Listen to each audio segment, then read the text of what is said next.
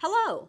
Once you've taken the PI behavioral assessment, we take that information and turn it into a PI behavioral pattern. In that pattern, we measure 4 different drives, or the 4 factors. They are A, dominance, the drive for influence on people and events; B, extroversion, the drive for social interaction; C, patience, the drive for consistency and stability; and D, formality, the drive for rules and structure.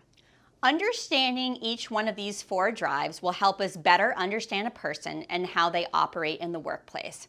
PI has administered over 20 million assessments, and to make it easy for you, we've created 17 reference profiles.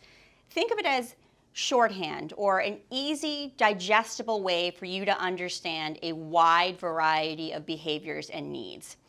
Your behavioral pattern might not fit exactly into one of these reference profiles, but most likely they'll come close. Your reference profile most closely matches an operator profile.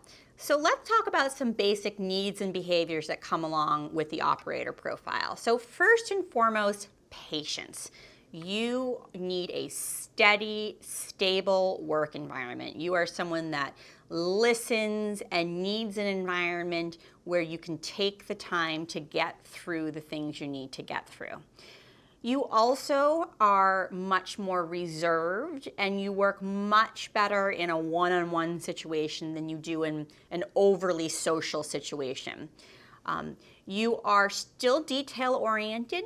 You still have a thoroughness to your work. And you also are keeping in mind the needs of the team, right? So you're keeping in mind how the team needs you to keep this decision moving forward. It's important that you have a team around you that's understanding and that can provide you with that support.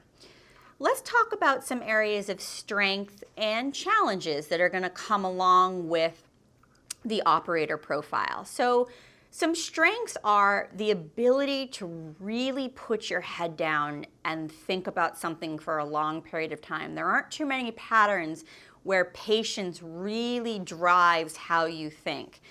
It can lead to some amazing listening, right? So if you're in a meeting and you're thinking about all the different things, you are actually most likely to pull in all that information because you're listening, right? Someone who's much more impatient and restless may not pick up on all that information.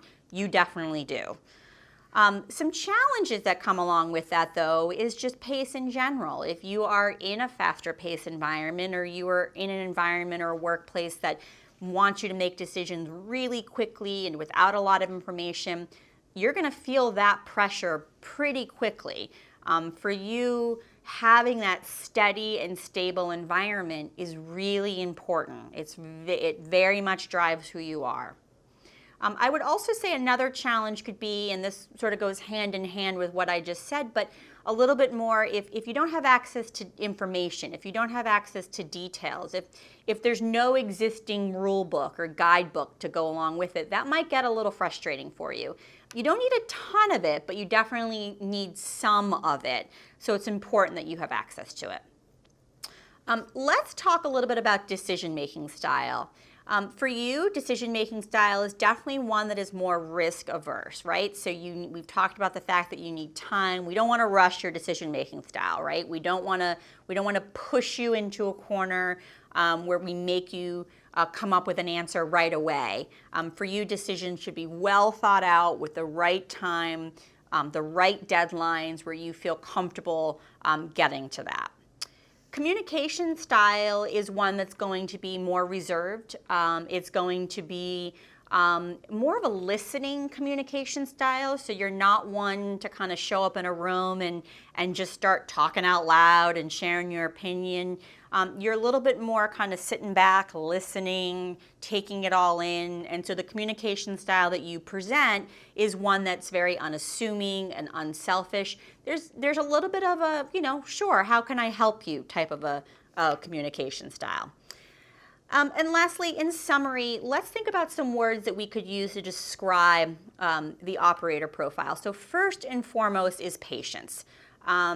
Then I would say formality, so someone who detail-oriented, thoroughness, reserved, but also team player. Those are some words that I would use to describe the operator pattern. So that's a little bit more about your operator profile.